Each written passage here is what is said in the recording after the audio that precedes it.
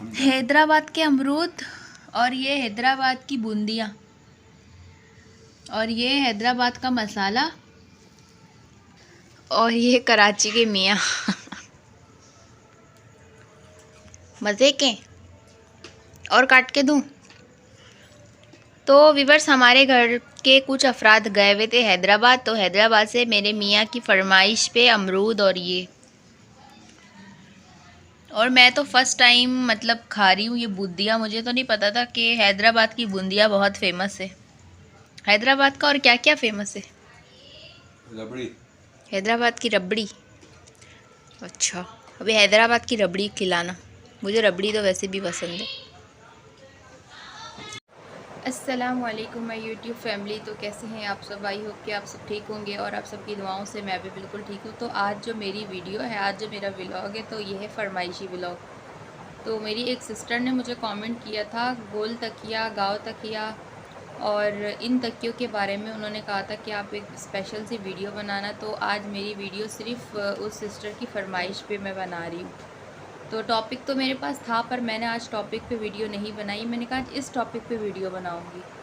तो सिस्टर, मुझे आपसे ये कहना था कि हमारे में जो हमारी कास्ट है बंगाली है, तो हमारे जो बंगाली होते हैं ना, वो तो इस चीज़ से बहुत ज़्यादा मना करते हैं, सख्ती से। क्योंकि जब हम छोटे भी होते थे ना, हम तकियों से खेलते भी थे, तो हमारी अम्मी जो है ना, हमें तकियों से बिल्कुल खेलने नहीं देती थी। तो बचपन होता है हमारा, तकियों पे बैठ भी जाते, तो हमारी अम्मी जो है ना, इस मामले में बहुत ज़्यादा सख्त थी। वो हमें कभी भी तकियों पे बैठने नहीं देती थी। और ज़्यादातर मैंने जो है ना, जैसे जो हमारी बंगालियों से हट के दूसरी कौम है, जैसे हमारी पंजाबी दोस्तें थी, मीन्स हमारी पठान दोस्तें हैं। तो इसके अलावा मतलब इस तरह हम, जैसे स्कूल लाइफ की बात है, तो हम जब पठान दोस्तों के घर पे जाया करते थे, तो उनके यहाँ ऐसे होता था कि बाकायदा उनके यहाँ एक बैठने के लिए अलग से तकिए बनाते थे। जैसे चकोर तकिए बनाते थे बैठने के लिए।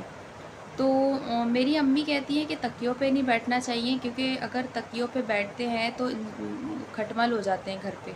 तकियों पे बैठने से घर में खटमल हो जाते हैं।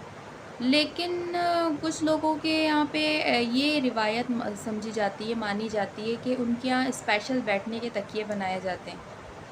तो मेरे हिसाब से ना तकियों पे बैठना नहीं चाहिए, लेकिन अब हर किसी की अपनी अपनी जैसे रिवायत है।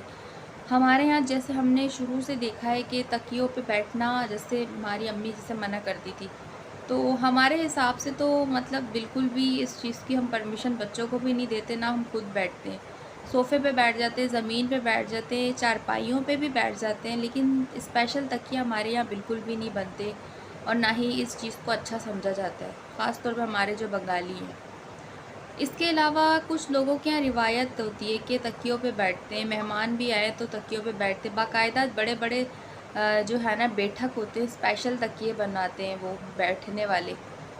तो इस चीज़ को ना मैं गलत बोल सकती हूँ, ना मैं इस चीज़ को सही बोल सकती हूँ। बस मैं ये बोल सकती हूँ कि हर एक इंसान की अपनी अपनी रिवायत है। तो बस मैं यही बोलूँगी। लेकिन मैं एक चीज़ ये ज़रूर बोलना चाहूँगी कि जो हमारे बैठने के तकिए होते हैं, हमें उस पर कभी लेटना नहीं चाहिए। जैसे हमें अपना सिराना हमें कभी भी नहीं रखना चाहिए। लेटने के लिए हमारा जो हम सर रखने के लिए हमारा तकिया अलग ही होना चाहिए। और अगर हम बैठने के लिए तकिए बना रहे हैं, तो हमें उस पर सिर्फ बैठना चाहिए। तो मेरे हिसाब से तो ये है। और मैं पर्सनली खुद के लिए भी मैं जो है ना, ये चीज़ें बिल्कुल पसंद नहीं करती। जैसे बच्चे कभी खेल कूद में तकियों पे बैठ जाते हैं, तो मुझे ना ये चीज़ खुद भी अच्छी नहीं लगती, क्योंकि सर रखने की जगह हम सर रखते हैं और हमारा जो है ना सर, आप लोगों को पता है, तो हम इसको उस जगह पे नहीं रख सकते कि जहाँ पे हम बैठे। तो इस वजह से ना मैं पर्सनली भी इस चीज़ को सही नहीं समझती।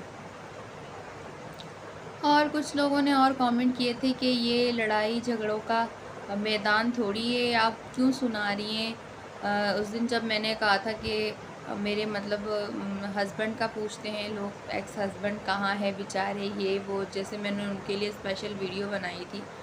तो जिसने मुझे कमेंट किया था, तो मैंने ना आपको बोला, ना मैंने किसी और को बोला। जो मुझे सपोर्ट करते हैं, जो मुझसे प्यार करते हैं, मैं उनके लिए कभी भी इस तरह उनके लिए कभी भी वीडियो नहीं बनाती। ये मेरी वीडियो सिर्फ़ उनके लिए होती है कि जो बैड कमेंट वगैरह करते हैं। तो कुछ बातें होती हैं उनके लिए वीडियो बनाना ज़रूरी है, क्योंकि उनको जो है ना बातें सारी क्लियर करनी होती है।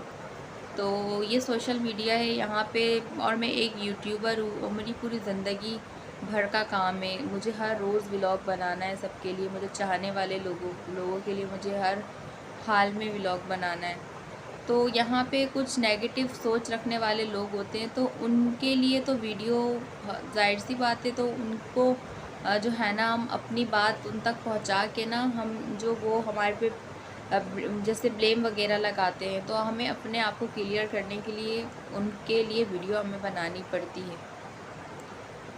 तो व्यूअर्स, तो ये थी मेरी बातें जो मुझे आप लोगों से करनी थी, तो मैंने कहा ये बातें कर दूँ, क्लियर कर दूँ तकिए पे और इन चीज़ों पे। तो सिस्टर, अगर आपको मेरी बात समझ आई तो मुझे कमेंट में ज़रूर बताइएगा कि मैं आपको वो बात समझा पाई हूँ या नहीं, कि मैं जो बात आपको समझाना चाह रही थी।